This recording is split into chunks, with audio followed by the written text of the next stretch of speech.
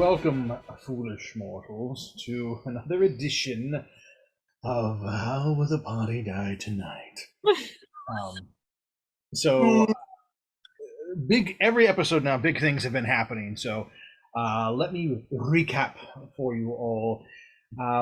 You all have lost your memories. Everything is gone poof. You are Jason born, and with that, you have all of your skills and your abilities and no knowledge of why you know how to do what you do, but you can do everything. You met Merlin, the man who sounds creepily like Christopher Lloyd and yet calls himself the Doctor every now and then.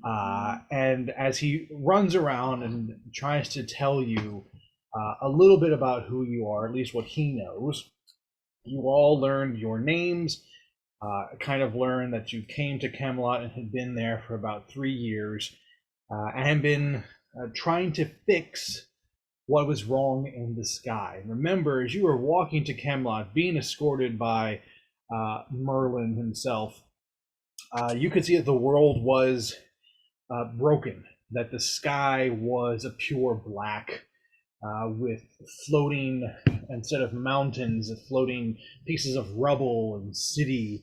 And if you had your memories, you would recognize pieces of Hyrule, pieces of Faerun, pieces of Nar Shaddaa, places that you have been to. All of your adventures are represented somewhere in the sky above you, in pieces, in shards of memory, even. And of course, the sky lights up periodically with lightning, with colored lightning, the reds, the blues, the purples, the greens, that you all had grown accustomed to in the Tavern of Realms, if you remembered. You met Queen Guinevere and a couple of knights from her court, Galahad and Gawain, and also Zeroku and Morshella. You had talked with the queen and learned a bit more about your memories being taken by the villain of this realm known as the Morrigan, and that you needed to journey to her castle. That was kind of the whole point, what you were all doing. You were supposed to journey to her castle, reclaim your memories, and figure out what went wrong, because the plan was to kill Faunus. And according to Merlin, something went wrong, but you all thought you might lose your memories in this process. That was something that you thought could have happened, and it did. Now you're trying to retrace your steps. There is a fight between Merlin and Norshella as the two of them basically try to throw each other under the bus.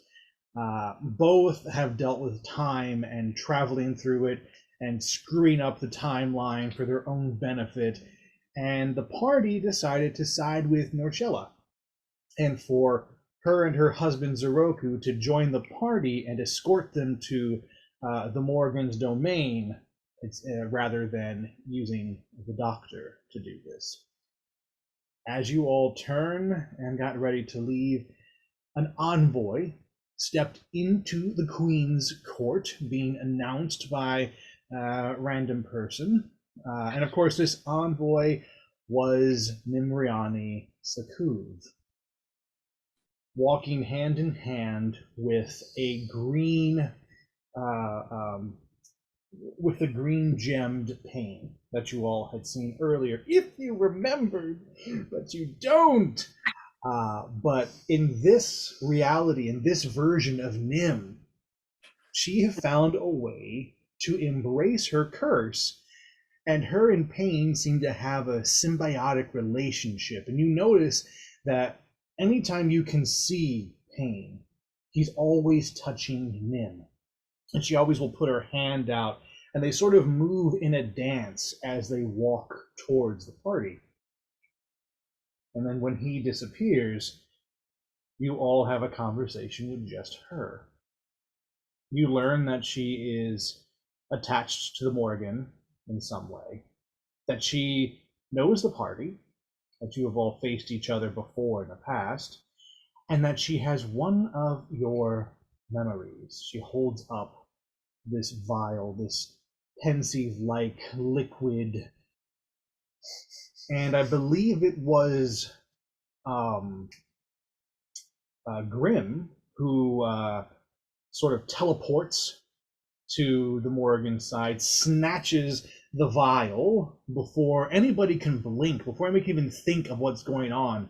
Just pure instinct, Grim snatches the vial, and on it she reads the name G uh, K GLK. Yeah, Gulp. these are Gilk's memories here.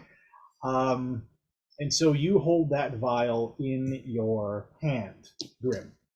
And that is where we ended our last session together. And so we'll pick it up right there. I get a little ambiance music for this, I think. The Morgan, or not Morgan, but Nim, she looks at you, Grim. You're standing right next to her as you grab this vial, and you two are closer than anybody would comfortably like to be. And she stares you down, and you see this grin on her face. And for a second, you can see pain through her eyes, the creature. You see his face, and he smiles at you as well. And you hear his voice. Good, Grim.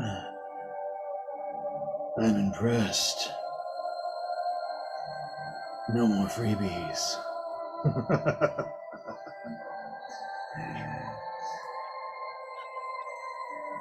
And I want you to make a Constitution saving throw.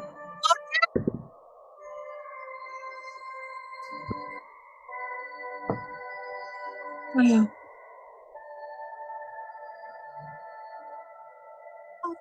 Okay. 13.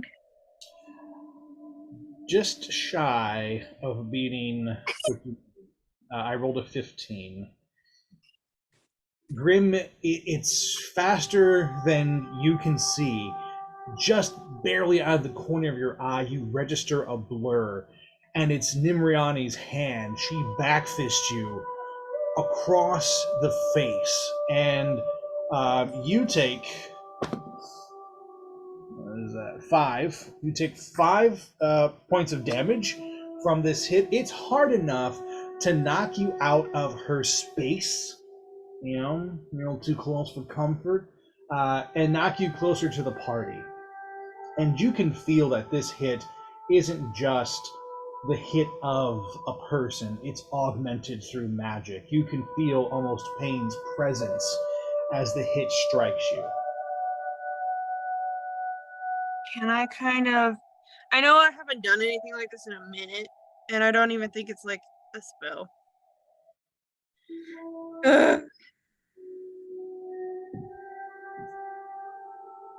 Okay, I'm not gonna do it because I don't actually have a spell for it.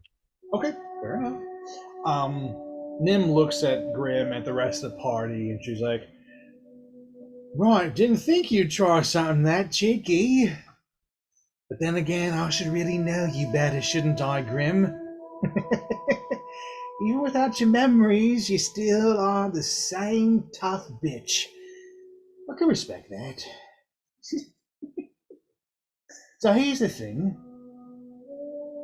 Is this the path you all want to take? You all want to fight? You want to test your mettle against me? Or perhaps do you want to strike a deal with my boss, the Morrigan? I mean, with his one memories, there are more. Negotiate with terrorists. What sort of deal? Oh, I'm so glad you asked. It's a delicious deal, really. Very, very nice. I think I'll let my friend tell you. And she holds out a hand, and almost twirling around her arm, Pain reappears, and you see his cape just flow into existence. His horns grow back across his head. He materializes in this very dramatic fashion in front of you, very full of himself. The deal is simple. We are in possession of many cursed objects. Others like me who need a place to live, a home. Nim and I have reached an accord. We work together. We feed off each other.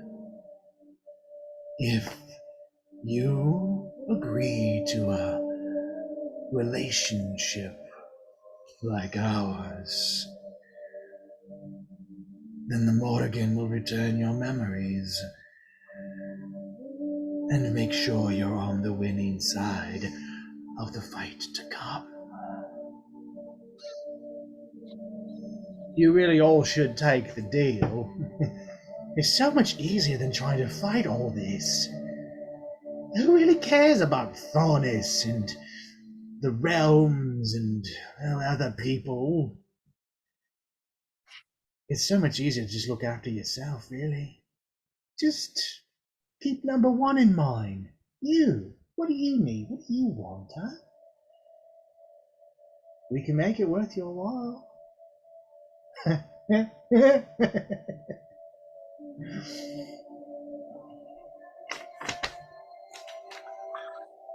don't know about these people behind me or beside me. Where are they at? Depends on where Anyways, Yeah, behind you is fine, yeah. okay. Yeah, because I'm really close there. I forgot. I'm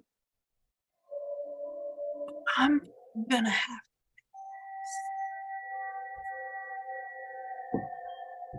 Well, that's your choice, Grim.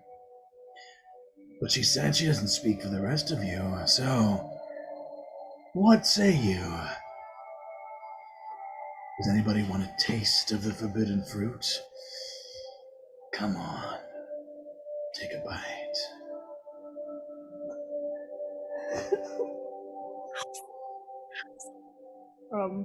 No thanks, I'm full.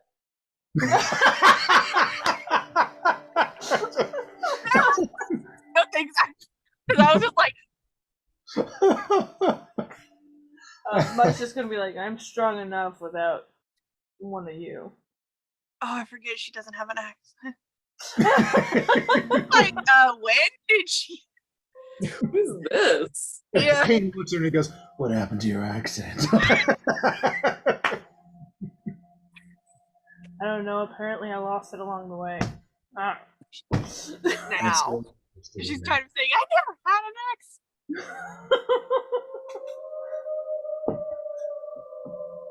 Well, if none of you is going to take the deal, then I suppose we have nothing further left to discuss. Beep, beep, beep, beep, beep, beep, beep, beep, beep, beep, beep, beep, beep, beep. Target locked. There's a little his arm opens up and a button pops up on top of his head right next to the party. And he's just like ding, ding, ding, ding, ding, ding, ding, ding. Ready to fire. Ready to fire. Ready to fire. And it's pointed at the Nim? yes. I was like, okay, I'm gonna like do away. I was like, how do I say the group of them over there? I'm gonna like The button. throw myself across the room real quick.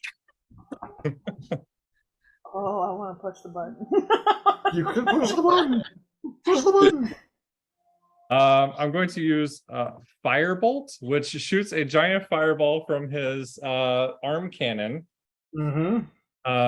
which does 3d10 to one target and does splash damage of 1d10 to the rest. Yeah, boy. Right. All right. If I remember right, Firebolt, you don't roll to break any AC, right? It just does what it does. Yes. Thing.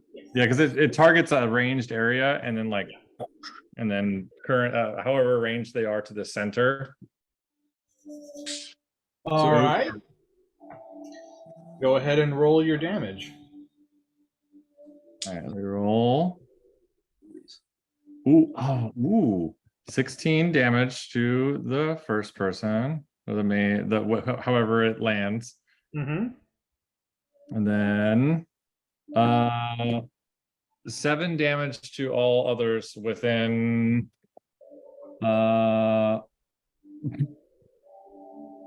No, that's not the range. Within 15 feet. Okay. I'll be kind. I'll say that this I'm in the back anyway. Don't matter. won't be in range of the party. What was that damage again? 16 damage? 16 to one target, and then 7 to the rest. Okay. So okay, I'll make a note of that. Cool. 7 damage to Pain. Here's what all of you see as as Gook out of nowhere just raises his arm and Nim, for a split second as this fireball is coming at her, just opens her arms. And you watch as it hits her body. No. And it bounces off. Like it. And you watch Pain, who's holding her hand, just sort of grab it and turn it into a vortex that they're all standing inside. And the two of them hold their hands up, and you watch the fire swirl and dance around them, and you can see Nim's flesh being burned. She is taking damage from this, and you watch it almost burn her like a tattoo, coiling around her arms in this pattern of fire. And as the flames dissipate, you see Pain close his eyes, and his green energy transfers into Nim. And everywhere that the fire had burned immediately starts to heal and turn to scar. Oh.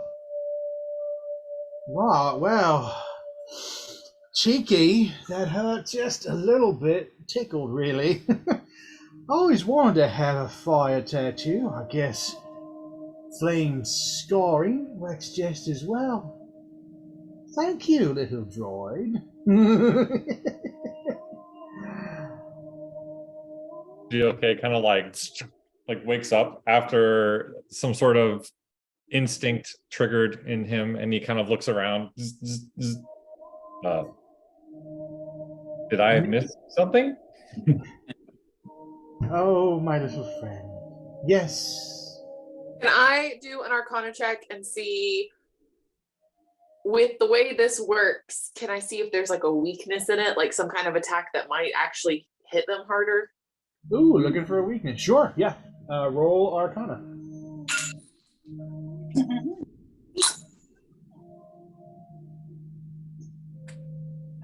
A dirty 20. All right.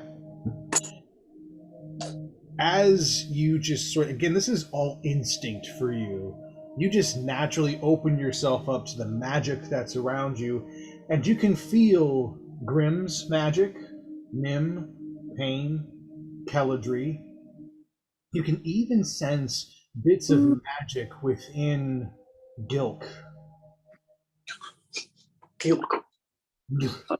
But what you sense from Pain is an aversion to you. And you can instantly recognize that as he is a creature of darkness who dislikes the light. So, radiant damage, if you will. Got it. Oh. Good to know. It's this moment. Oh. You watch as he looks at Nim, and something unspoken passes between them, and she nods at him. And he lets go of his hand this time. And you watch as Nim's body fades and smokes into his. And where he was see-through and ethereal, now he becomes solid and stronger.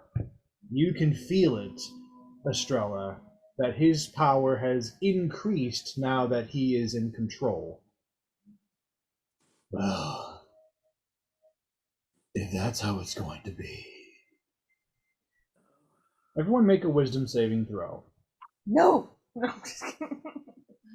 As you make your throws, here is why, and here is what is happening. You feel a gust of air as Pain takes flight. His wings unfold and flap upwards. His long clawed hands reach out toward you, and then he just roars. A bestial, blood-curdling roar as his bottom jaw detaches and extends, almost like a snake's. And you watch his jaw split in the middle and expand outwards, big enough to swallow a person.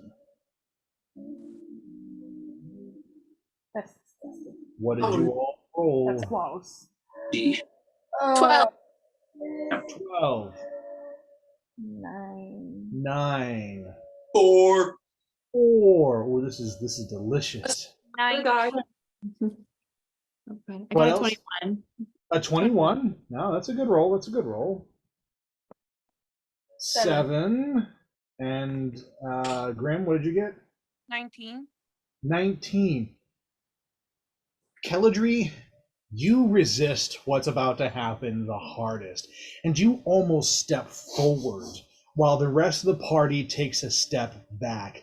But even your will and resolve is not quite strong enough to withstand Pain's onslaught.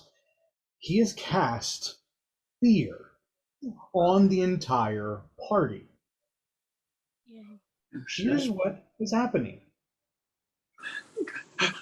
Because you are all afraid of him, this is a magically induced fear. You cannot fight this on this turn. You all must turn and run away from him to the nearest place where you can hide out of sight, as in where you cannot see him. You can hide behind an object, behind a wall. You can leave the room. You I can't. hide behind mud. Body shield. Mud just like grabs Gilk and Yasin and starts like going for like the nearest like big column or something like that. There are columns all throughout this room. Oh. GLK's feet are just. Is there a table?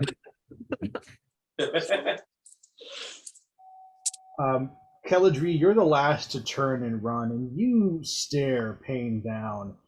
And there's something that glows within you, this crystal, this red energy. It blooms for just a moment, and then it blinks. And as it blinks and fades, fear takes over, and you're forced to run as well. All of you hide behind different columns throughout the room. The only two who, or rather three in this case, who were not cast with fear are Zeroku and Norshella, who were well to the back of the room, protecting Guinevere. They were outside of Pain's range for this attack. And you watch as immediately Norshella and Zeroku step forward to defend their queen, and to defend the party.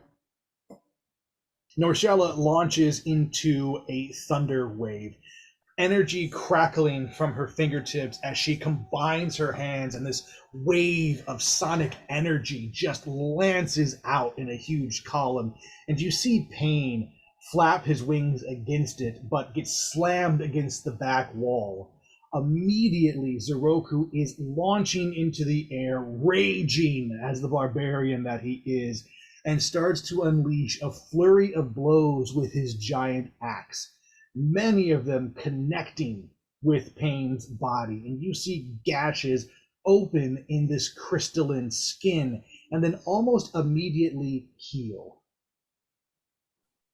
As the two continue their combat, you watch as Pain starts to move forward against their hits, magic splashing off of his body, the axe carving just gashes into Pain's skin. But in the end, Pain is able to grab both of their necks and lift them into the air. This is what you all wanted, isn't it? To challenge a god. Hell. And he tosses them back. They're hurt, but not dead. You see them both land on their feet and again immediately move to protect Guinevere. The party each has an opportunity to try and disengage from the fight entirely and run away, or to break the fear cast on you, which would mean you have to make another wisdom saving throw. That's what I would like to do. You can all try to break it if you want.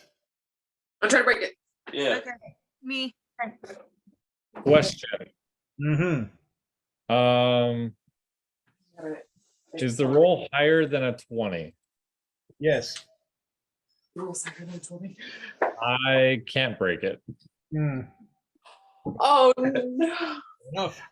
21. That's 21. what Kellen. Yasin, you come out for a second, Yasin, from behind Mud, and you get ready to draw your weapon, and you're like, nope, and you go back. I thought it was higher than 21. Damn. I got Oh, it. Did anybody roll higher than a 21? I can't break it either, even if I got a natural 20. 23.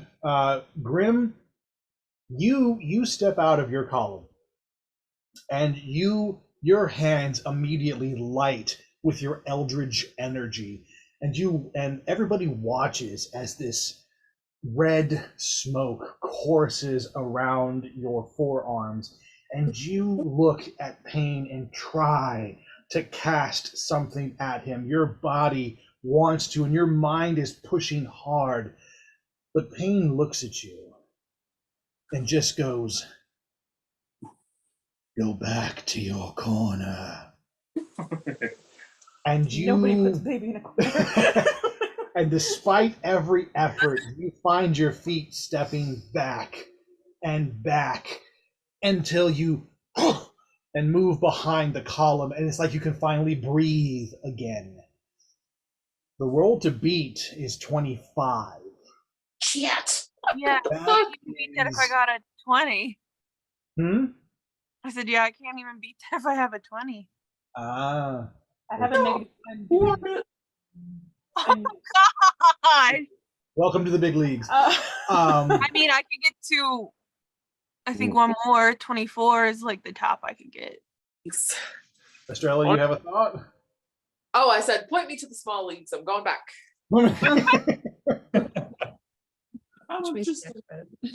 Can I give in to the fearful urge to hide and try and like disappear into the shadows with a stealth roll? Sure, I would even say you have advantage on that. Do I have to move, or can I just stay where I am? You don't have to move. Okay. As long as you are out of, as long as... I'm still huddled behind my corner. Yeah, so basically all of you have your backs against the column right now, and you are unable to look at Pain. Think of it like Medusa. You can't look at him. So we can Otherwise attack, you're- we just can't. Exactly. That's That's what my question was. I was like, so we can still attack them. We just can't make like eye contact or the fear takes over, right? correct. You are 100% correct. You can attack without looking at him.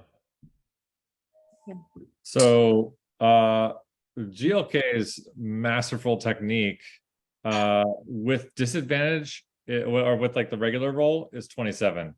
With advantage, it was a 32 because I got a nat 20. Oh, cool. So here's what happens with you.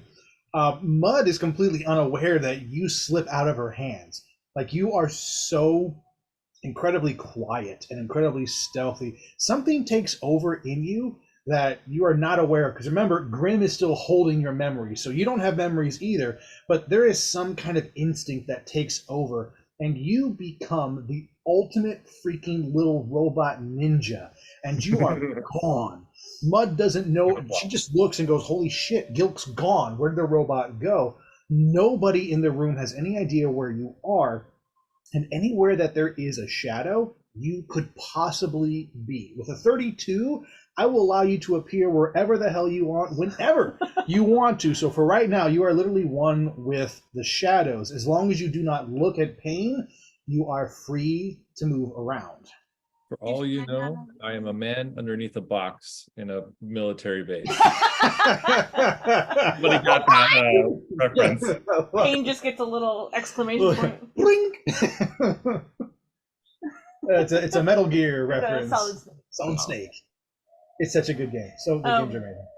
If anybody looked over at Mud, they would see something that they would probably never expect from a giant Goliath woman. She's literally on, like, she's crouched down back against the column, and she's literally just, like, hyperventilating right now. First of all, she's freaked out by Pain. Second of all, Gilk just disappeared on her, so she has no idea what's going on. Her teddy bear's gone. And honestly, she doesn't have magic or anything to, like, cast around a corner, and she does not know what to do right now.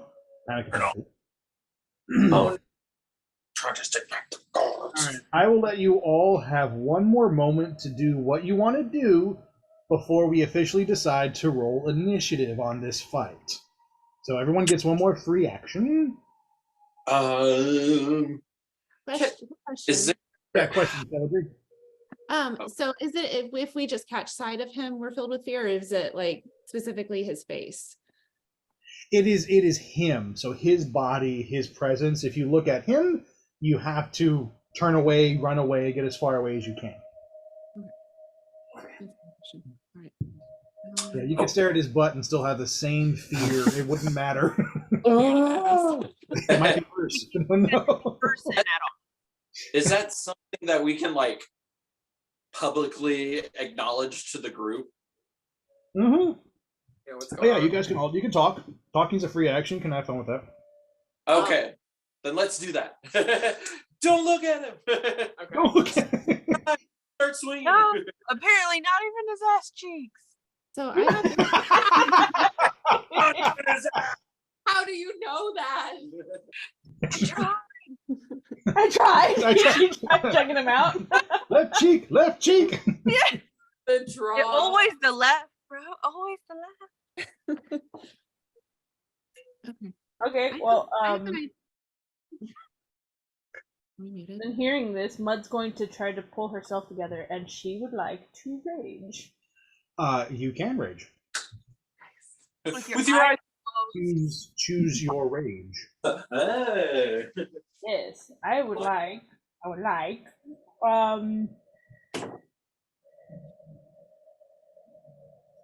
Close. Yeah, close. And again, this is an instinctual moment that happens with you in the midst of your anxiety and kind of hearing the party calling out like tactics and ideas. Something takes over you, something that was born in the arena that you can no longer remember. And your anxiety turns to rage and you scream. And as you do, your hands go from being normal fingers into long taloned claws. And you can feel scaling appear across the back of your hand and forearm as this bestial shapeshifter essence comes out of you in this moment of pure rage. That's my action, right? That'll be your action. I'll take that as an action. What would everybody else like to do? We have Gilk slipped into the shadows. Mud has raged. What else? Am I able to cast darkness attached to is it Pain? I have the spell darkness and I can attach it to a point. I would say, can I try and cast a spell on him? You can't attach it to him because you can't look at him. But I'll say what you could do. You could either, one, cast it blindly and hope that it latches onto him, and we'll roll for that. It would be rolling with disadvantage because you're doing without looking. Or you can cast it on an object and try to throw it in his direction. Okay. Okay. I'll cast it on an object and try and throw it. I'm just gonna look around on the ground nearby and just see if I can find any rocks, big rocks. Yeah, there is plenty of rubble around the room from some of the blows and attacks, and you notice that Norshella and Zoroku have gotten back into the fight, and you can hear them screaming and clashing with this creature, and you find a decent-sized pebble. All And right, you're so gonna- I'm gonna cast darkness on that. and Okay. then- let's do Let's that. go ahead. How does darkness work, this magical darkness? It is. Spreads from a point or object that you choose with a 15-foot radius sphere for the duration of like an hour, I think it is. Yeah, it's one action. It is concentration, Okay. so she would have to keep it on. Mm. Mhm. Range 60 feet. Influence 15 feet. I think that's Yeah. Well, if you want to do the whole room, you could just do the whole room. I mean, how big is the room? I would The say room is give or take 60 feet. I would say that. That's what I'm saying. You could cover everyone. If it's you, only got a 15-foot radius. Right. The spell's only a 15-foot radius. Like, But it's you only can- 15 feet of from darkness. the area But you you can- want to but affect. you can cast it 60 feet from you. Yeah. Yeah, so 15 feet of magical darkness. That means anybody who has dark vision still cannot see in this darkness because it's not natural. Marcella. It's except Norshella. Yes, you're right. Norshella can, but she's I know these things. it's a nice perk she has. Zeroku will be blind though, so I have to take that into account during his fight. All right, Keldry. I want you to make a dexterity saving throw. Or you can roll for acrobatics, whichever is higher. If you'd rather roll acrobatics or athletics, give me your highest roll in this. This is basically what you're doing. Acrobatics is plus Acrobatics, 5. Yeah, that's a plus 5. So Plus plus 6. Okay. Yeah. Definitely do that one. That is 25. 25. How do you want to do this, Keldry? How do you toss this rock into the fight with Pain, Norshella, and Zeroku? Is it pretty obvious? So if I think I'm just going to try to get it in his direction. So I'm just going to listen hard, step out with my eyes closed, and just throw it towards the sound. Badass. Yeah, you do. And since the party cannot watch the fight, they notice you. And you have this Jedi calm about you, this samurai stillness, as you close your eyes and step out, and you listen with your ears. And again, your instincts as an archer, a hunter, a warrior take over, and you flick your wrist, and you can feel the stone fly with perfect accuracy. And you know where it's going because in your mind's eye, you're watching it travel. You can see it pass Zeroku's body as it right by his head. You see Norshella lift an arm to move out of the way as it goes right by her. And you can almost see Pain's expression as this pebble smacks him in the forehead. Boom! And you just watch his head. It just like tilts back in your mind's eye. And you've got this grin as you go back and hide behind your column and open your eyes. And you know everything you saw in your mind happened because you hear him roar. Ah! And darkness. 15 feet from that rock, which, mind you, got stuck somewhere in his body because of the hit. It is tucked, lost somewhere, and he can't see anything. And the only one who can clearly see is Norshella. And she grins because the world opens up to her in shades of black and white, almost as if infrared vision takes over. She grabs Zeroku's hand and leads him towards Pain, and he feels and grabs and holds him tight. And he goes, "I'm good." And Norshella grabs Pain, and he has metal on his body, different pieces of armor, and she uses Shocking Grasp. And you can hear Zeroku just kind of, keep going! And you listen as electricity sparks inside of this black range. The rest of you, there's still a few more actions that you can take before we roll for initiative. Grim, Estrella, and Yasin, you still have a free action. We can't look at him. Well, You can look he's now. covered in darkness It's now. pure. It's 15 Oh. feet, inky black. You can't see anything inside that cloud. Can I see where Norshella is through the lightning? You can catch glimpses of it. Yes, little sparks that can get swallowed by the cloud. Can If we- I go around to like a side where she's not at and kind of like shoot Eldritch Blast? It says I can do with 3 beams now. Mm-hmm. But can I do that at the part that's not Norshella or the other guy? I can't remember his name right now. Roku, you have no idea where he is. Oh. You have. Oh, You are going to be shooting blind into this cloud. I was gonna say, Okay. So you can risk hitting them. You can risk hitting nothing. But at least you're not afraid anymore. amnese you. Oh, well, if I'm not afraid anymore, I guess I could get closer. If you get inside of the blackness, you will be just as blind as Zeroku in pain. It's magical darkness. Unless you have a special ability that allows you to see inside of magical darkness, which I don't think any of you do, I don't think so. you'll be blind. Okay.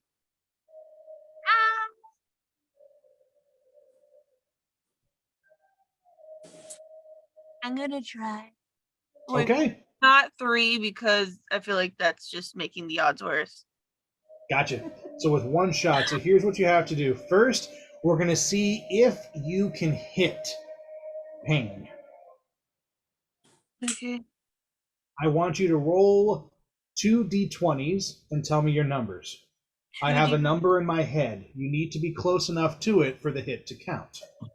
Within 5 of my number. The higher number is what you want? No, just tell me what Again? No, just separately. One of Okay. them has to be within 5 points of the number I just thought of. Do I add anything to it, like my adder? Just a pure d20. Okay. One's 18, one's 16. 16 is the closest. You're within 4. I thought of 12. It will hit. You lock on to pain. Now you need to break his AC with your attack.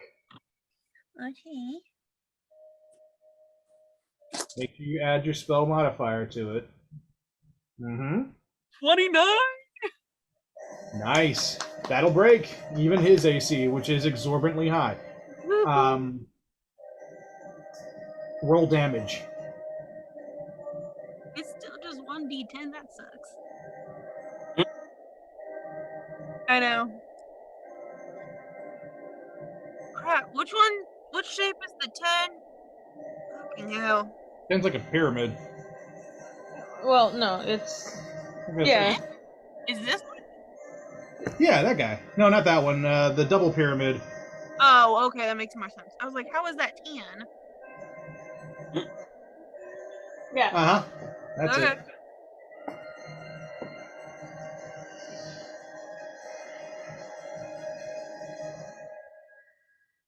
Do I add my thing to it? Uh-huh. Oh, I do? This is Then 17. Okay. Yeah, you got some high modifiers that you can add Yeah. to it. 17 points of damage. So here's what happens. Grim steps out and you walk towards this darkness. And again, there's this calm that comes over you, this sense of, this is my domain. This is where I belong. This is my fight, bitch. And you reach one hand out and just flick your wrist. And you feel a presence come up beside you. And you hear a voice whisper, "You can do this." And from your hands, a red bolt of energy lances through this darkness.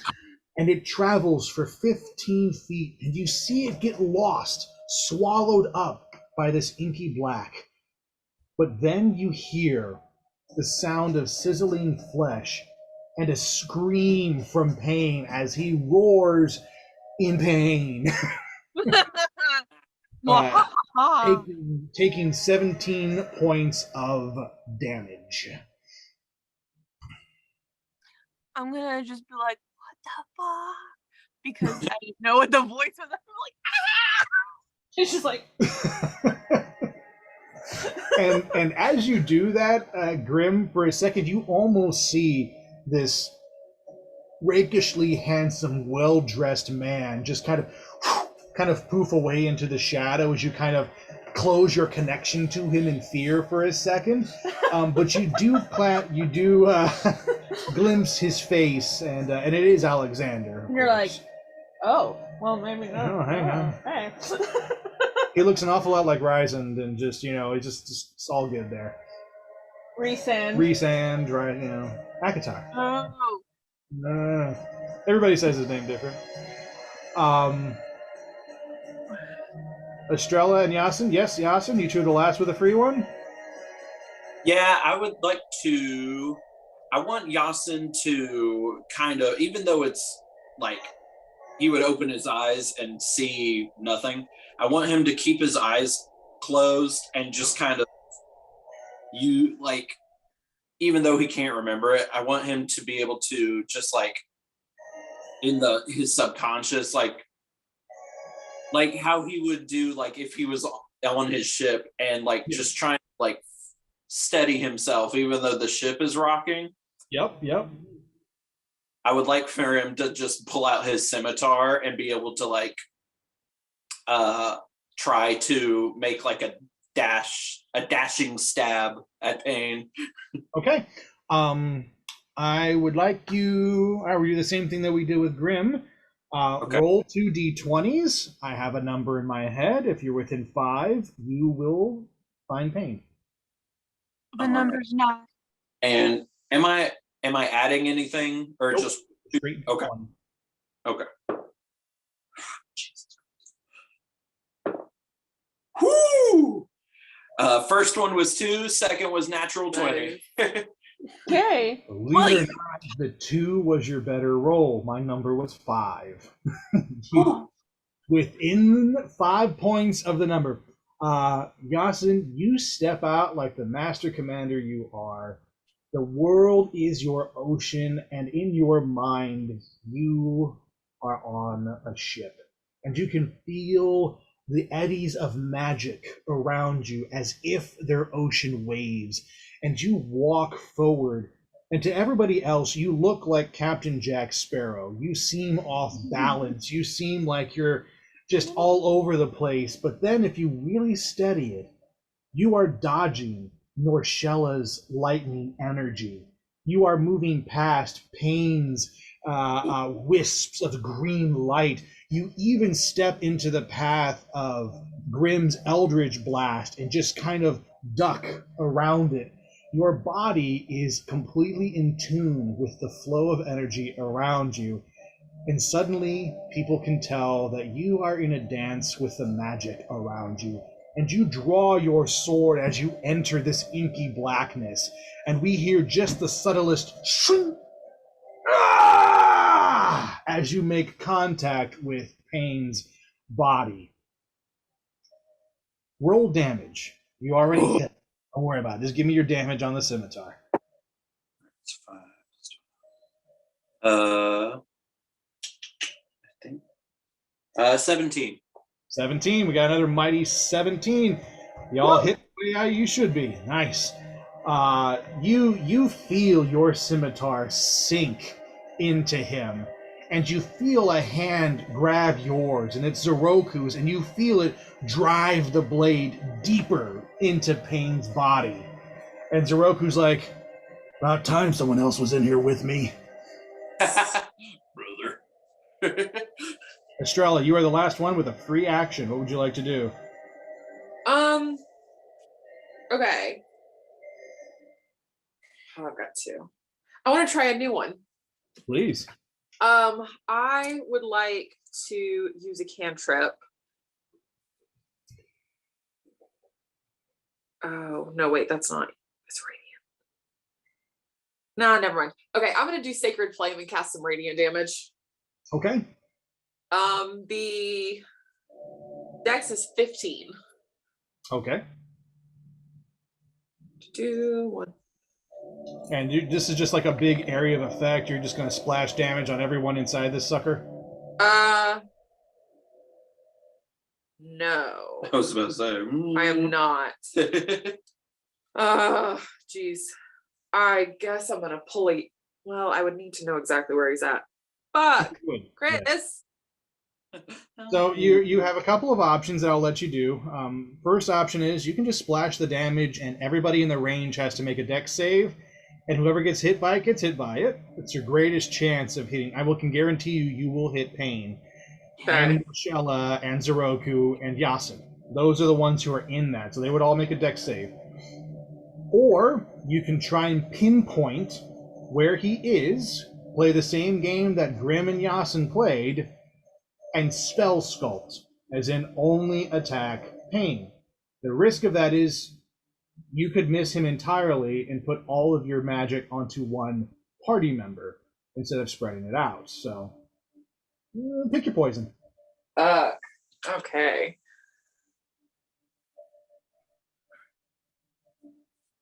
Could I use Arcana to see if I can sense his little sneaky evil magic and where he's at? That would be your action, and then we would roll for initiative. So you either decide to attack or you decide to investigate. Yeah, I'm gonna do that. I want to know exactly. I want to pinpoint exactly where he's at to target my next attack. All right, we're gonna play. My papers. Yes. What is your Arcana?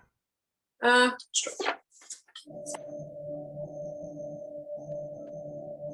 have a +6. Okay.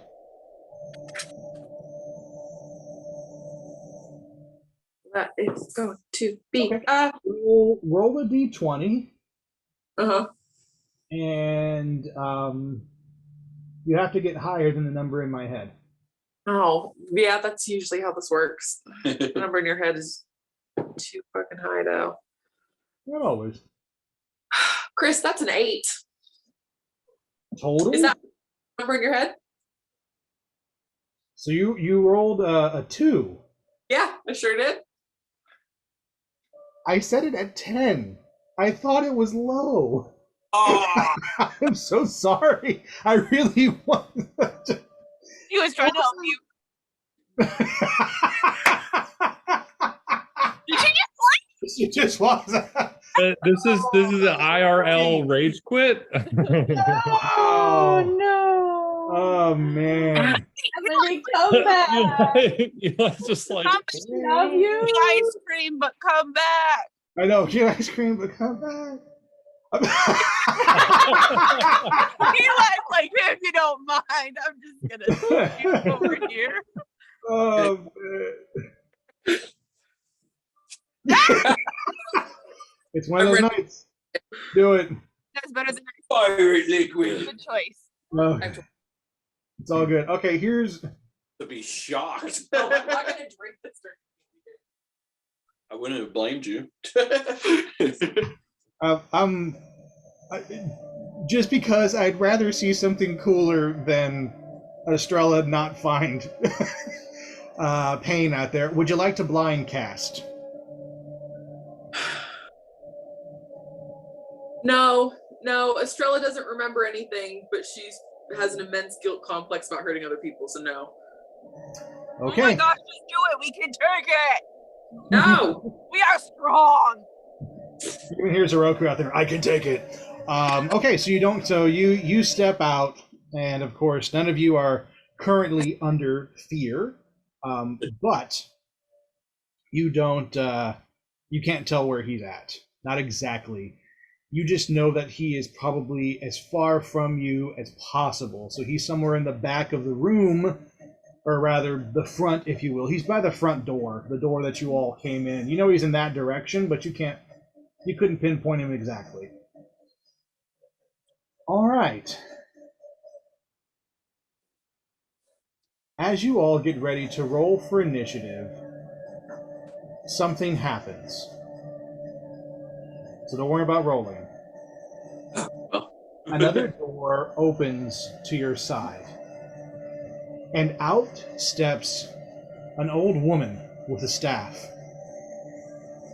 She is covered in red robes.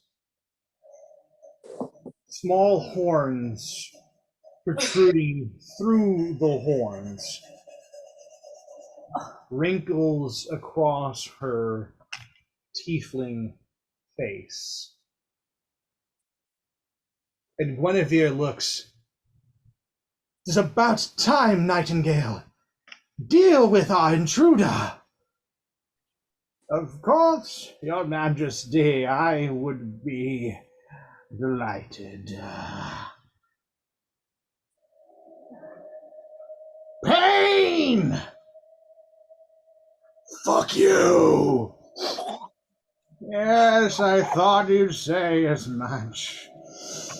That was great. The old woman walks up to all of you, and for a moment, she looks each of you in the face. "Ah, Mud. A pleasure to see your rage in such good form." She just growls at her. Just cause. We may yet She's need enraged. that. She's just. Hold on to this power. Galadri, your aim is in rare form. I'm proud of you, daughter. I want to add to initiative. Where the hell is a little droid? Oh, no matter. He's here somewhere. Well done, you little shit.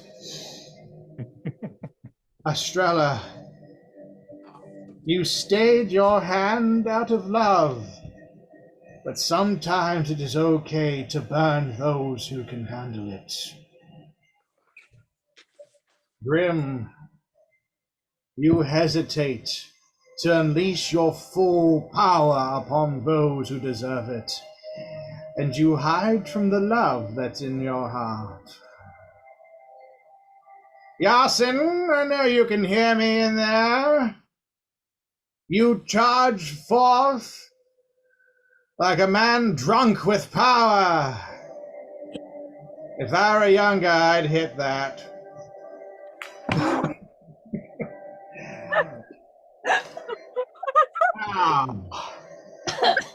Zoroku, Norshella, kindly disengage from the fight.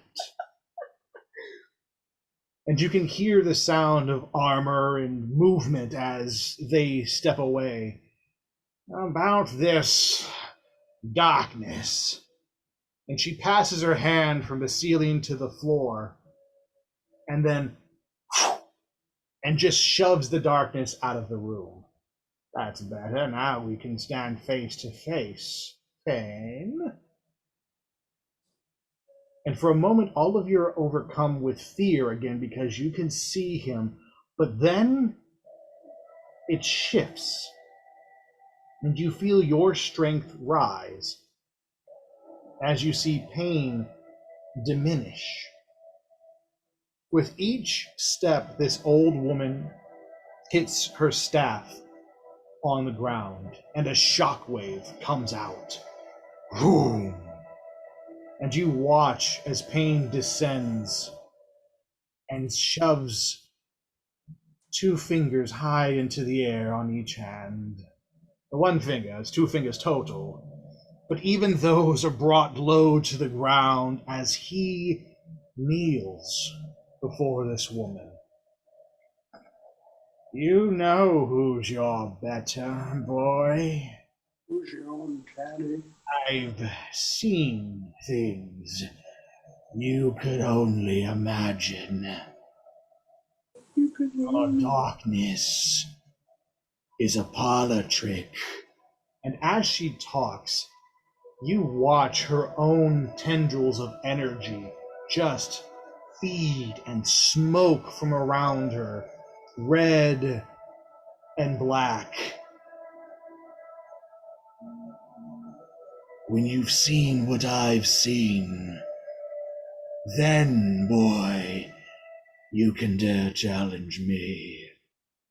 Who is it? Her voice takes on the most hideous, demonic qualities. And you all see Payne's eyes widen with such fear that you wonder, what is he looking at? And he opens his mouth to scream, and nothing comes out. Begone. And as if a tidal wave washes over Payne, you see him forced out of the room, through each door that he came through, slamming through them one after the other, through the antechamber, into the halls, out of the main drawbridge, and beyond your sight.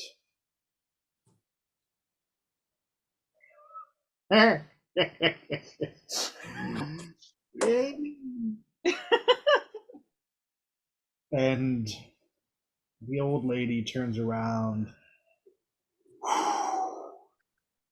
That was mostly bullshit, but he fell for it. I'm strong, but I ain't that strong, bitch. And she starts to hobble towards the rest of you. Thaumaturgy goes a long way with bullies. And she looks at you grim as she says that, and then goes, you know, if you remember, if all of you remembered, perhaps our conversation would be a little different. But I know all of you. I know what you've done, what you did. And Grim, when you gain your memories, you and I will have a reckoning about what happened. Because believe me, it was no easy fight getting back to this realm. But that's a conversation for a later time. Nightingale, is he gone for good? Oh no, Queen. I do not have the power to banish one such as him, not permanently, but he is gone for now. That is the extent of what I am able to do. I need to rest. Where's Merlin? He left in a huff because the party chose Norshella and Zeroku to be their guides to the Morrigan's lair. Ah! That old prick. Fine. Fine, I will talk with him later. She looks to the party. None of you remember me, but when you do, you will know me as the Night Mother. You will know me as your grandmother. And she points to you, Keladri. Melissa Bannister. You will know me as many things, and none of them good. I just want to tell you, I don't care. What is happening now is bigger than our fight, it is bigger than our desires, it is bigger than everything we thought we were doing the last time we faced each other. It's all gone to shit, in case you're wondering. This is it. This is as bad as it gets. We all failed in our own missions, and your failure led to the death of trillions. So go and make it right. Get your memories back from the Morrigan. Fix what you so royally screwed up. And earn your name as the Heralds of Thornis.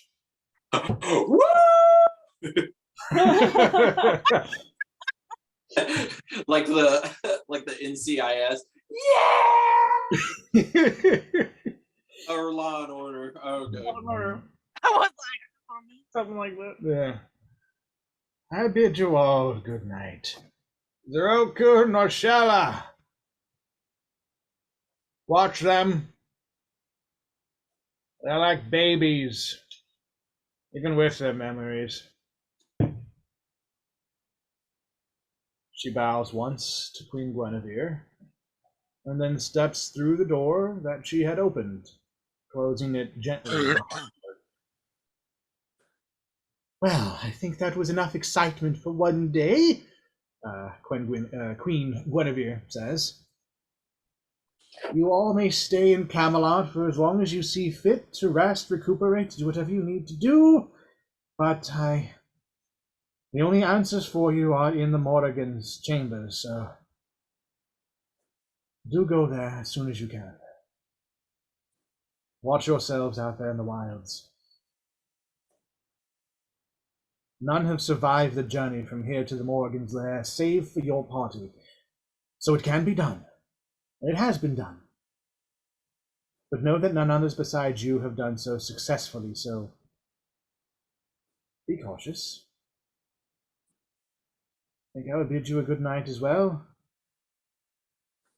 Unless you have any parting words, last questions, fingers of encouragement.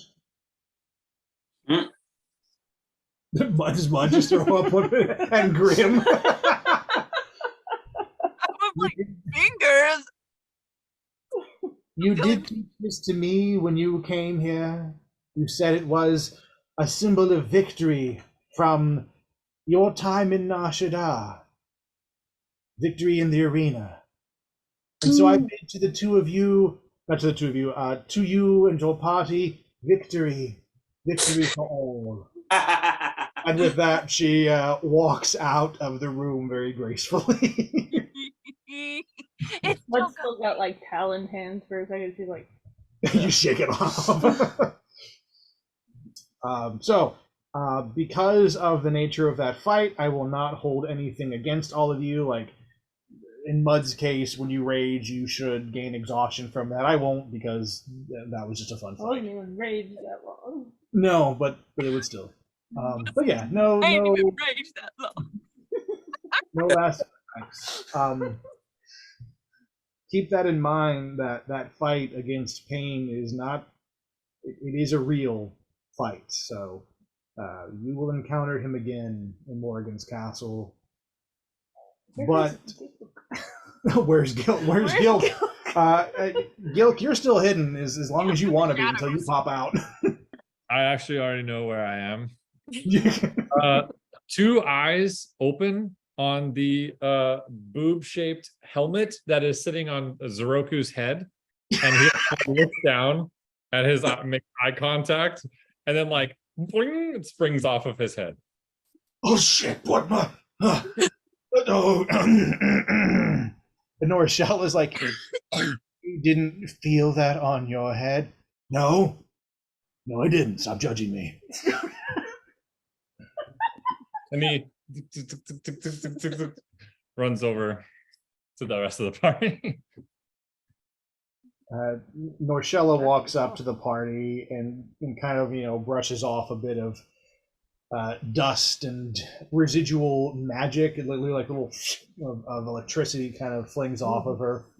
And she looks at the party and she goes, Grim, you have his memories. All right, no, she won't say that. She'll say, whose memories do you have, Grim? The vial you took from pain. I was like, no one's, bitch. No. I'm just gonna look at it and say, Gulk. Gulk. Yes, small metal companion. Would you mind? And she holds out her hand to you to take the vial. I will pass it to her. She takes it. My little automaton friend, come here, please. He like kind of hobbles over. I love how the tallest person in this group is playing the shortest. It stands like abnormally long to reach up to. Go gadget arm. It's amazing. She puts the vial in your hand and she goes, crush it, and you will receive that which you lost. That's one way to do it. Like So, as you crush it against your head, this silver mist kind of envelops you for a second, and then kind of sucks in through your mouth, your nose, through any dents in you that you got little holes. Like all the smoke kind of goes inside you, and you remember everything that you remember. Your memories are returned. And I've already sent Dawson what he knows, so he's free to share with that how he wishes or not wishes to, but his full past is revealed. And for a moment, all of you kind of see almost a shudder and a twitch and kind of like a rebooting process. Reboot.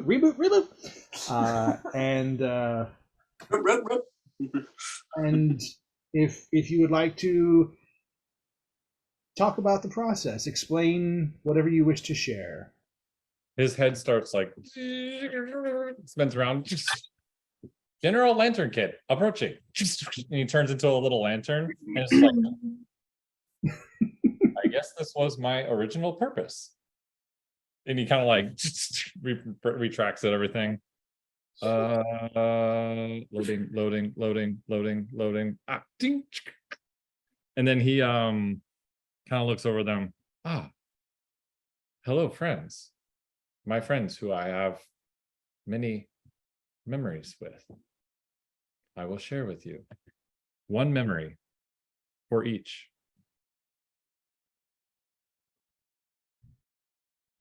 Yeah.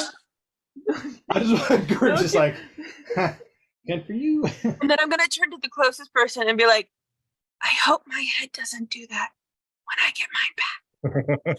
Closest person to you would be Yasin. So Yasin, what's your reaction to that?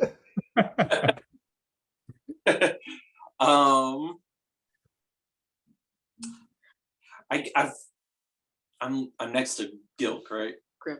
You're next to Grim. So Grim kind of whispered to you, I hope my head doesn't do that when, you know. That's fine. I think I want to, like, I look at Grim and then I go kind of get down on Gilk's level and just kind of, I don't know, just grab the sides of his head and just like, and then just like kind of knock on it. Just like, I don't know. Like, now that my battle senses have like gone away, I'm just like back to being amnesiac. That spends once upon a time. No, I'll kind of express to the party in GLK terms. Basically that like we have been traveling for, is it 3 years? That we were. You were 2, right? Yeah, but you noticed something that the party wouldn't be able to because of your abilities. Do you remember? Yeah. Do you remember? No. Damn it, Dawson. Oh, I thought you were saying Yasin. No. Dawson. Oh. So it's been 3 years, but you have chrono sensors. Yes. And so years is not the same in Camelot. You have not been with the party for 3 years. You've been there for like 3 weeks, but for others, for other times and other areas, years have passed. So you're aware of the difference and passage of time. Gotcha. Yeah. So it may be years for other locations, but it's like 3 weeks for me. But like, is it for them also? It is, as long as you've been with them. So imagine the last time that you all went to the Morgan's castle. This is how I imagine Gilk would explain it in his way. The last time you all went to the castle, years transpired for Guinevere and her kingdom. But from your perspective, it's only been weeks. So we haven't actually aged 3 years. Correct. Oh. Weird. Timey-wimey shit. Yep. I'll they don't know about like what actually just transpired, right? They don't know about the mission, the original mission. No. So I'll kind of express there are many powerful figures at play, and we killed one of them. Oh, I've seen. His name is Thonis. We killed him? We don't seem capable of doing that. But Some of us are pretty badass. I remember this happening multiple times. This is somewhat, his like head kind of spins as he's kind of like processing data, like a time loop, like a reboot, as if we have done this before. The reset, I mean. And he kind of like gets a little bit more serious and then starts to think about the reset and then starts to try and remember where he was before and like his birth moment, or like his like and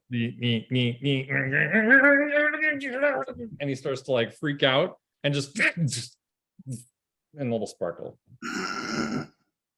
First of all, does his eyes do what your eyes do? Yes. I tried to be physical. Spot on. That's what it is. And then he kind of like shuts down and reboots himself. It's a lot for a little guy. That's a lot. Yeah, that's a lot. But that's interesting. Hot to touch because he's like over here. He'd be like actually warm. You could pick him up if you wanted to. Toasty. I'm trying to give as much information as I can without making it too like. Yeah. Here's what I know. Blah blah blah blah blah. And Gilk is. Do not call me out like that. He might know everything that Kieran knows, but expressing it, that's different. So, yeah, I played that early. Sorry. You played the end credit music. What would the party like to do? So you have a little bit more knowledge. You know that you're on a time loop. This is a reset. You've killed Thonis apparently multiple times, according to GLK. You have all failed at your mission, according to everybody that you've met. And the only answers that seem to exist are at the Morrigan's castle, which Zeroku and Norshella are prepared to take you to. Grim. Is Faunus alive in this timeline? Or this loop still? You wouldn't know.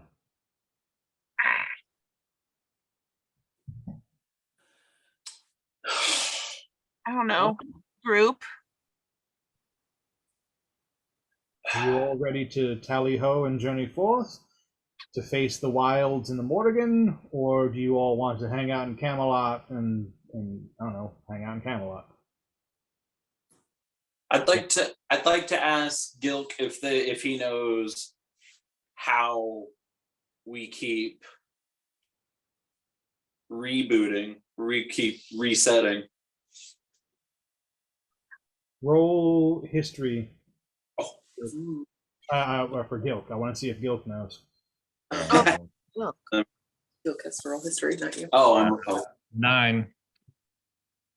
What you would know is you have, it's almost like flash memories for you as everything, and you're not sure if it's because you're still rebooting or if because your memory circuits were damaged during the different fights and things that you've been a part of, but you have seen Thaunis die at different people's hands. But you cannot tell anything beyond kind of that moment. It's almost like Grim kills him in flash, and then I'm back in the tavern, and we're going on another mission. Okay, we're going on another mission. And then you see Estrella kill him in flash. Like, nothing makes sense to you. You just see kind of out of context death. Hey, at least Stella killed him. You know, you got it.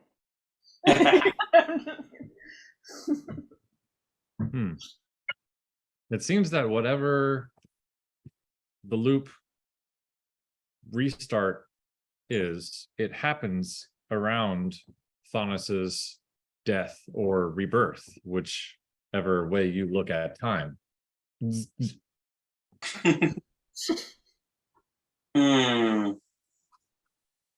So not dead yet. does that mean Thaunis needs to live so that the loop can be broken? Are you saying this out loud? Yes.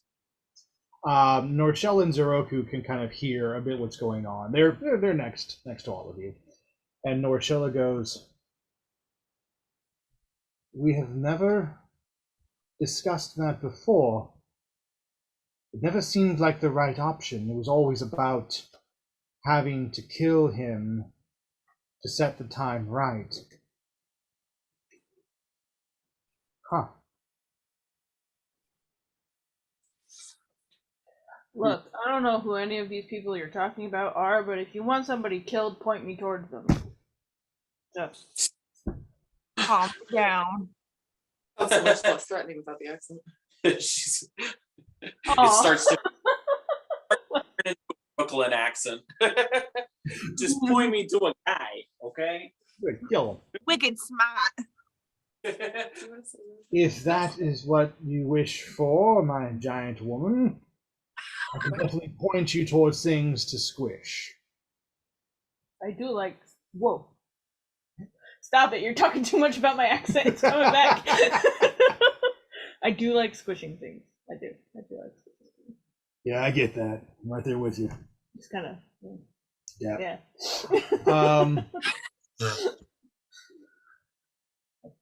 Keeping Thaunis alive is interesting. I never thought that we were trapped in a time loop. To be honest, until our little warforged here said it, I thought he was already dead, and that we were just simply going to the Morrigan to fix what went wrong with your memories. This is an interesting turn of events, and I am sadly wishing for Merlin's help. Ugh, bastard. I'm sure we'll meet him in due time. Is the party ready to travel? I'm gonna kind of do a little on Gilk and be like, "You ready to go, buddy? Or are you still spazzing?" He like turns into a little rolling suitcase kind of a thing, and then falls forwards. Oh. And he's pick up the suitcase. works? I don't know. He always turns into the strangest things. I have no idea what the hell half of them are. Norshella's, follow me then. We will proceed directly to the wilds. When we get there, well, you'll see. And her and Zeroku sort of lead out the door. Everybody follows, yes? Yes. Yeah. All right. You all walk through Camelot, and you don't know how they're really aware of it, but it seems to be night. Like you see the sun setting, and yet you know beyond this magical veil there is no sun, there is no anything. So what is producing all of this is interesting. It befuddles you. But you continue on. And as night falls, the stars come out, and people go about their nightly routines, shutting down shops, putting the cattle away, cleaning up tools and supplies, throwing out their crap buckets for the next night, and things like that. So, it's a fair amount of fun. And then doors and windows start to shut.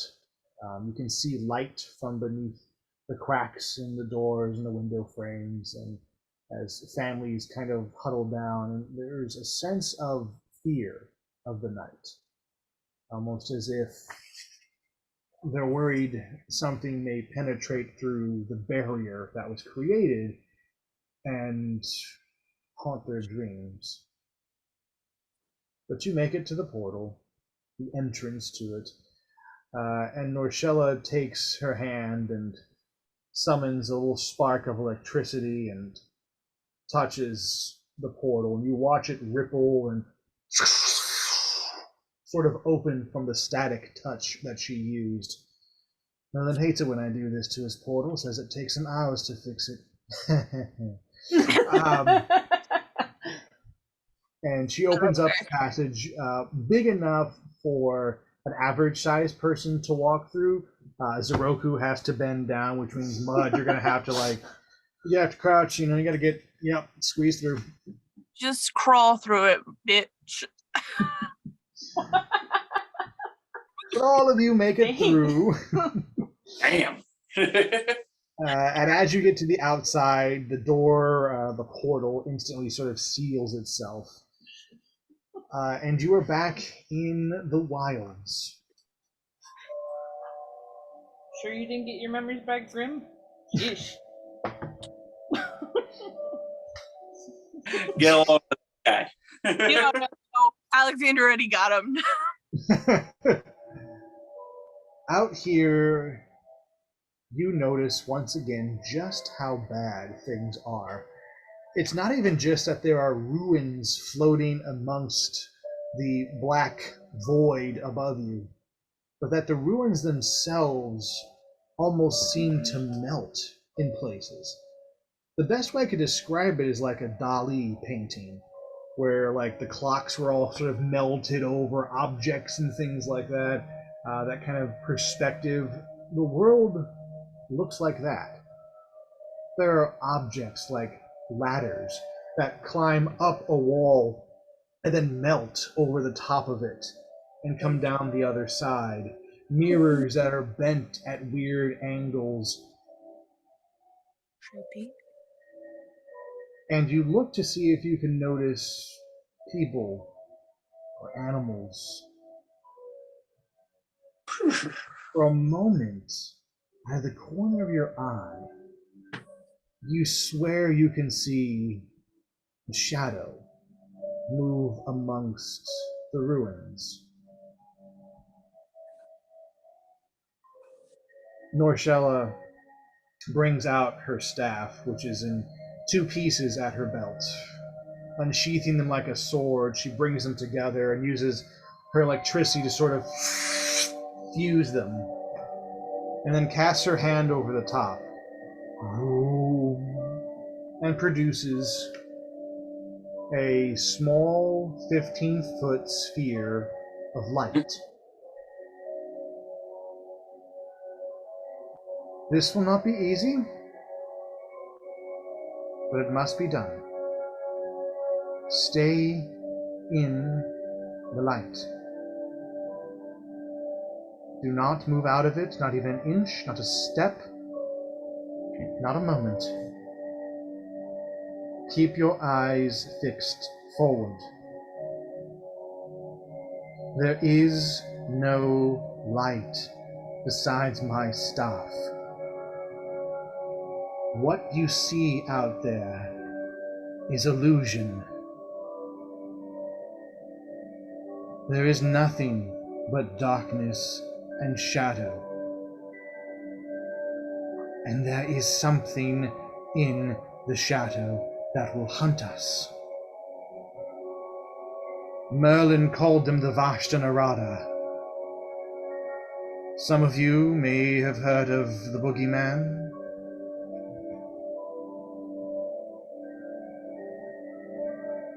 There are many words for what's out there. Stay in the light. And if I tell you, close your eyes. Do we understand?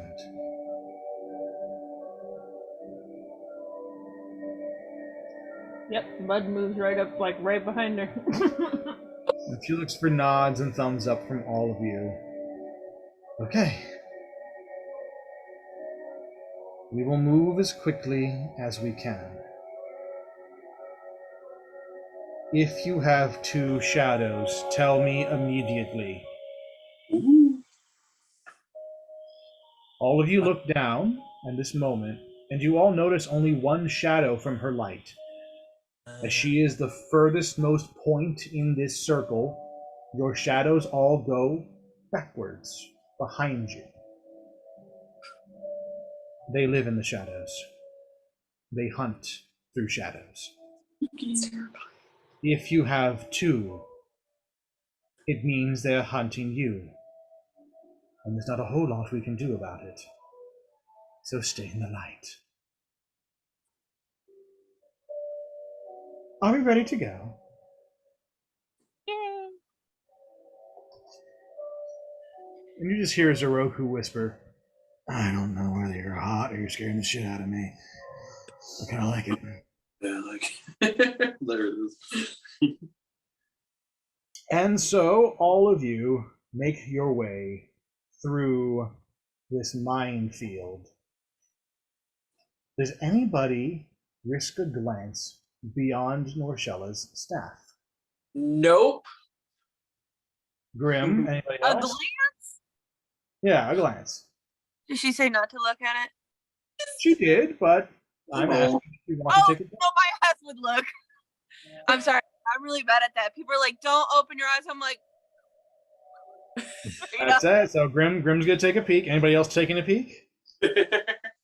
You don't have to do the real. His eyes just turn into little flashlights, and he just like follows forwards. Mud, Kelladry. I'm gonna look a little. Mud's gonna look. Kelladry. I'm not gonna lie. No, Kelladry's like, I'm good. Yasin, are you taking a peek? I'm the only Oh. one who's curious. All right. So Front here's what the 2 of you see. It's a quick glance, barely just a flick of your eye, but you cast your vision outside of Norshella's bubble of light. And the world is gone. All the ruins that you thought were there, all of the melting mystery, there's nothing. It is beyond black, because you can feel it pulling at you, drawing you. It wants to call you into its embrace like a siren. It beckons. Mud and Grim, I need you to make a dexterity saving throw. Dexterity. Yep. We gonna get snatched. Just like, anyway. Oh, I got shit for dexterity.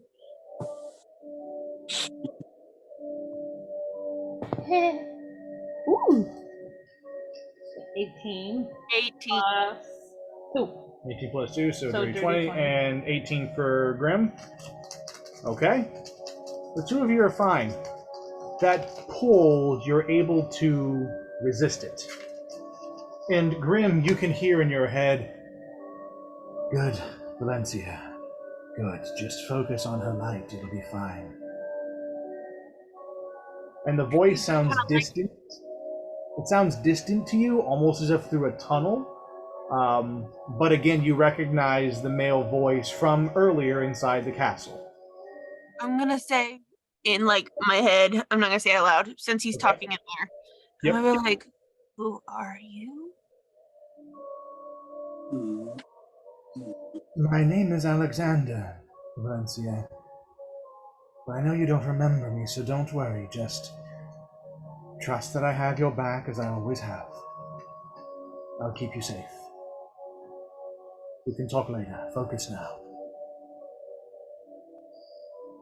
Estrella, you don't look, and you feel the presence wrap herself around you. And you hear a small voice whispering, well done, Estrella. In this, we may need your light as well. Stay strong and hold tight to it. Where's that Cheetos bottle now? Stop that child. I'm your friend.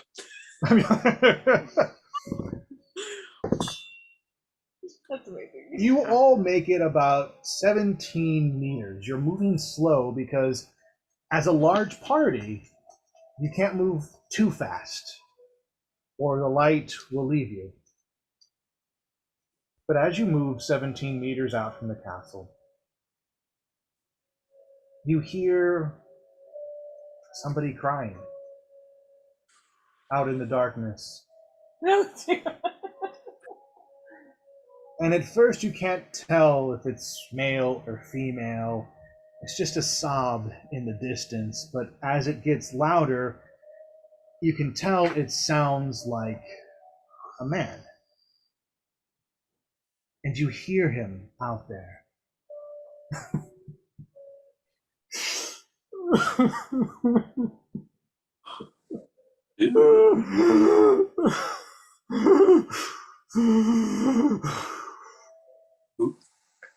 Yeah. Oh, Uh, Voice of innocence. ew. What do you Mud's just do? gonna be like, dude, pull it together. She's not gonna look anywhere. She's gonna be like, dude. Or like, can we not? You hear a sound. Fine.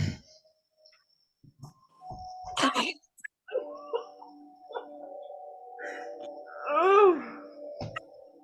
I don't have actions to Norshella, acting like she hasn't heard anything, looks back at you, Mud, and goes, "Who are you talking to?" Mud not wanting to get in trouble with the scary sorcerer lady goes, nobody. You What? kind of steps her up and's like, stranger danger. He's going. Indeed. You continue walking, another 15 meters, painfully slow, but far enough now that if you look behind you, you can no longer see Camelot. It was swallowed within this inky void. And you are a light amidst the darkness, a puddle in the deepest depths of the ocean. And for a moment, Norshella's staff flickers. And you, and you watch her cast. Whew. Everybody make a dex saving throw. No. Why you hate us? Oh. As you make a dex saving throw, again you hear in the distance the sound of crying.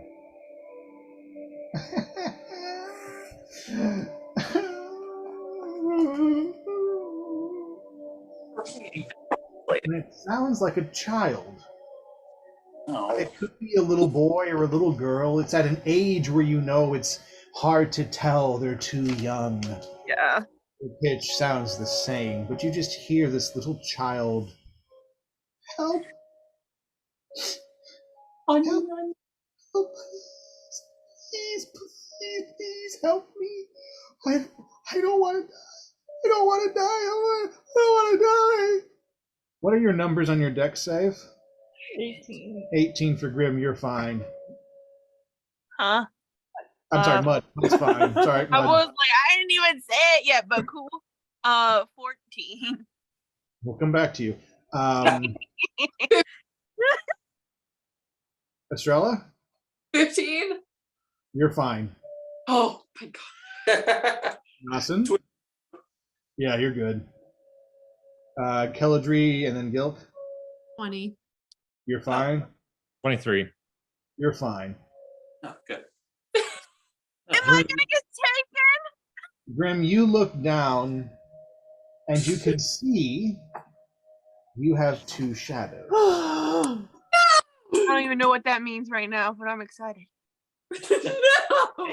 No, that's a bad thing. No, I don't know why. I was kind of hoping it was. Do you tell the party or do you keep it to yourself? You don't have to say anything. Nobody else knows. Everybody's too focused on the crying and watching Norshella recast her light spell. Do you say anything?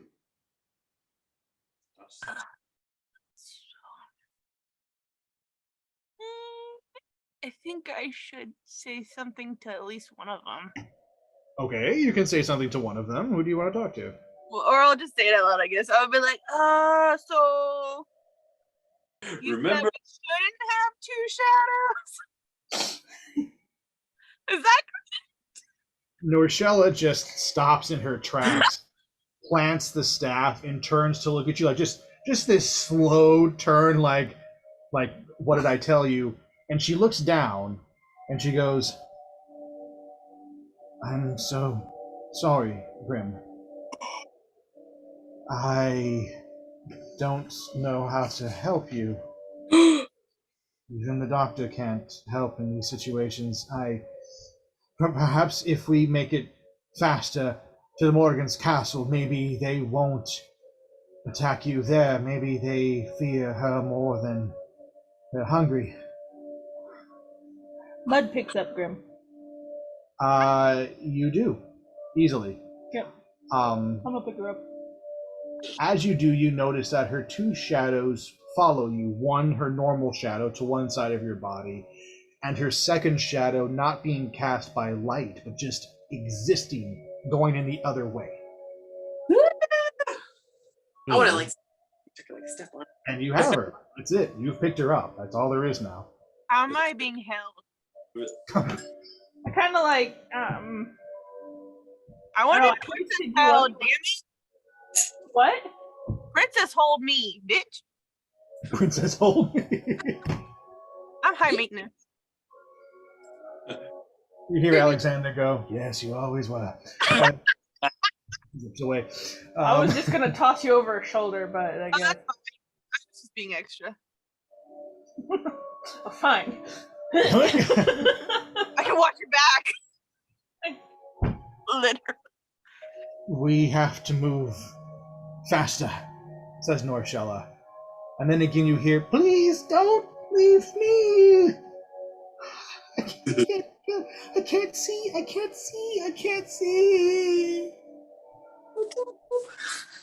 Okay, keep moving. Open your eyes. It's black. I got no more answers for you, bruh. Stop talking to the ghosts. Norshella asks again, who are you all talking to? I'm just gonna be like, there's a little boy. He's crying and won't shut up. There is no little boy. Nothing lives out here but them. They are the only ones who can survive in this darkness, and they hunt in the darkness, remnants of the old ones. There is nothing there. If only you remembered more, your magic would be stronger. You could block them out. That's why they've hunted you first. We have to move. We have to run. Are you all ready to run? I'm gonna tap Mud. Mud. I almost called you Thor. Mud, like, you Come on, good? Paul. We're good. She's just gonna kind of like pat you on the ass. 'Cause that's all that's there. All right, here's how we're going to play this game. We're going to use your walking speeds. Because this is considered difficult terrain, your walking speed will be halved. So, Can we add ours together? does anybody have a walking speed lower than 10? Most people's walking speed is 20. So if you half it, it'd be Walking 10. speed. I don't think mine really counts though. It's 30. No, yeah, yours doesn't count. You're Mine's being 30. So yeah, so yours is 15. Is anybody lower than 10? No? Okay, cool. Alrighty.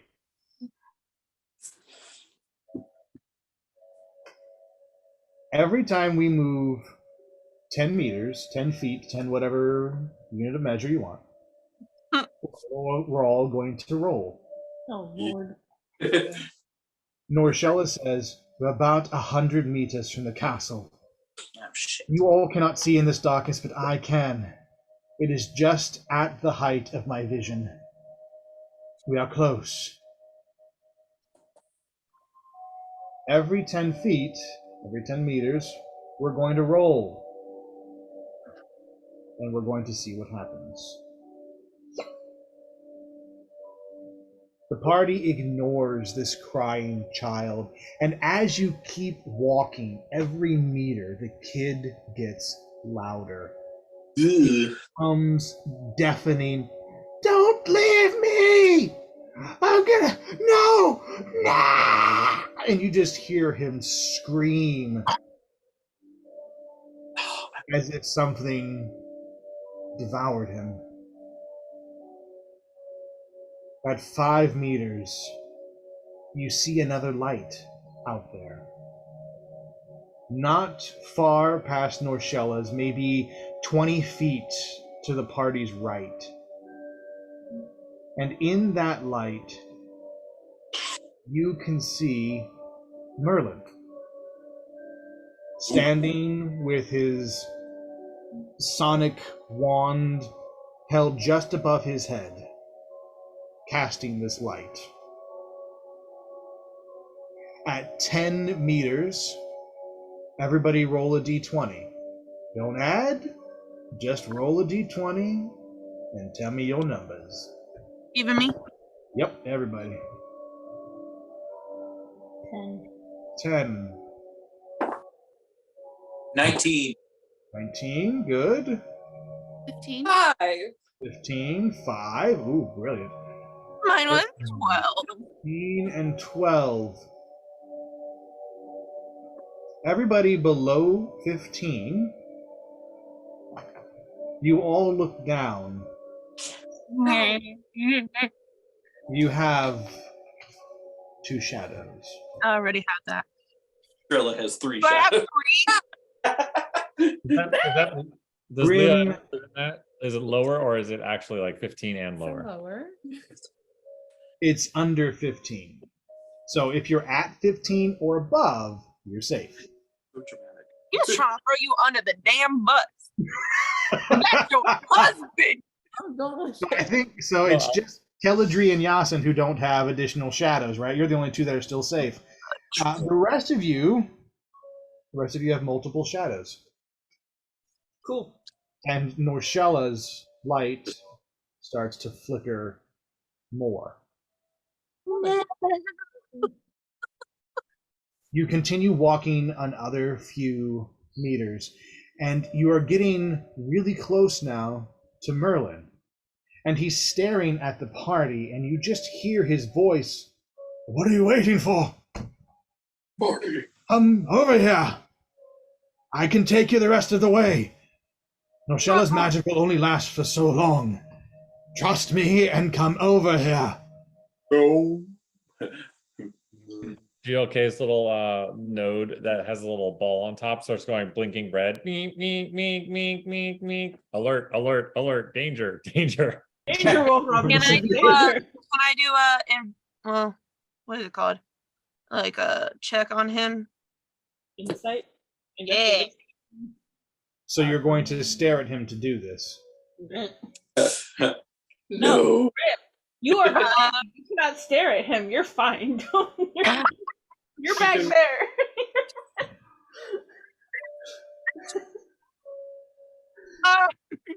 What about Arcana? Do I have to look at him for that? Yes.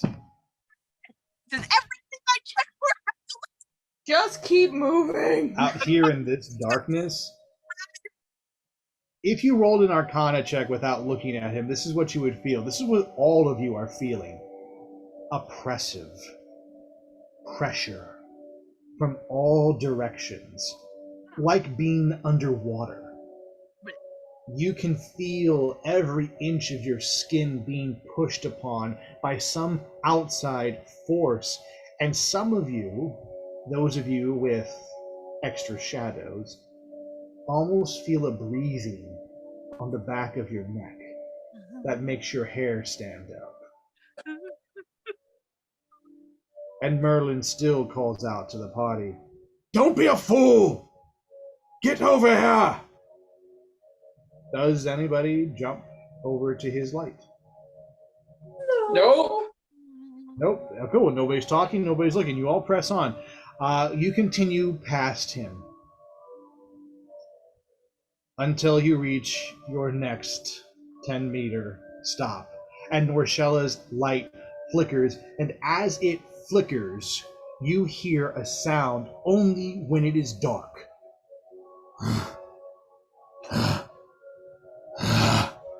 Louder each time it flickers, as if something is crawling towards you, and then she goes and creates this ball of lightning that she holds in her hand.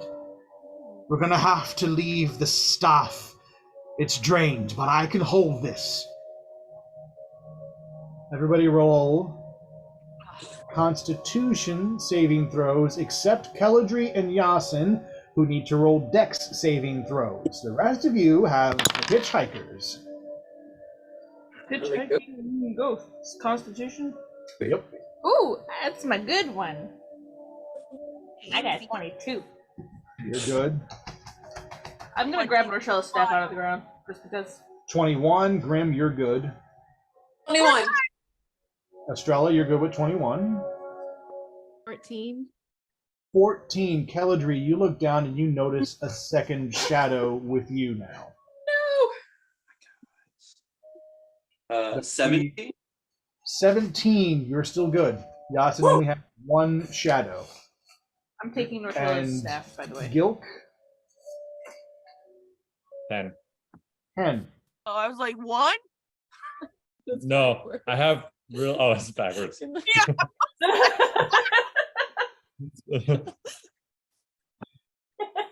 I don't know. Both I got sides. scared. I was like, Bad things. Gilk, Constitution this is your saving throw first itself. fail. You will take, what was that number? Where is it? 3 points of damage. Not bad. 3 points of damage. And the party continues on. If you haven't guessed, the numbers to beat will always be 15. At least for right now. You move another 5 meters. And in the distance, you can hear something rustling in the leaves. And you keep moving. Another 5 meters. And Norshella holds this ball of lightning in her hand. And you can see sweat starting to pour down her forehead. You're gonna be okay, sweetie. I've got this. Focus on the others. If it gets too bad, you may need to sacrifice one of them. Oh. yeah, Yeah! we can hear you. The zombie girl, take her! I want Yasin to make a dexterity saving throw. Ah, shit. Yeah, that's what you get. It's because I was too loud. Everybody else, hold off on rolling. Let's see if Yasin joins our zombie party here. Come on, yes, you know you want to. 22. 20 still. Yasin is hugging Norshella. He's so close that Zeroku's like, damn, brah, back off. Like, he is up in the light. He is cradled in her biceps as she holds the light. Like, no shadows over here, baby. Everybody else, make a con save. Fuck you, Yasin. One of us. One of Dirty 20. Okay. 18. Okay. Grim.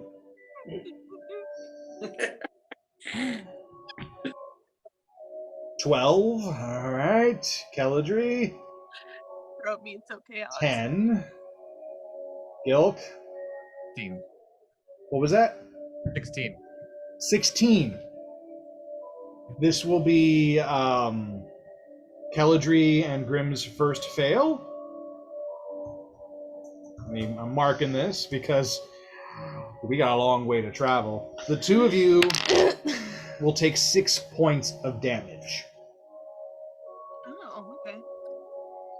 At this point, Gilk, since you were the first to take damage, and now two others in your party are doing this, are taking damage as well, your photoreceptors pick up something. You can almost see the shadows moving from the ground up their bodies just a little bit. But it doesn't move like just like a shadow. It moves as if it's made of thousands of tiny little hands and teeth just crawling its way up. You can see this for a moment when you look at them. Ah! But like, why is Kilt freaking out? As Gilk screams his fear for everyone, and as three of you have failed and have thus been slowly eaten just a little, Norshella looks ahead. We have 70 meters yet to go. 7 more chances for you to roll. Each failure compounding the damage until one of you is claimed by the Vashta Narada.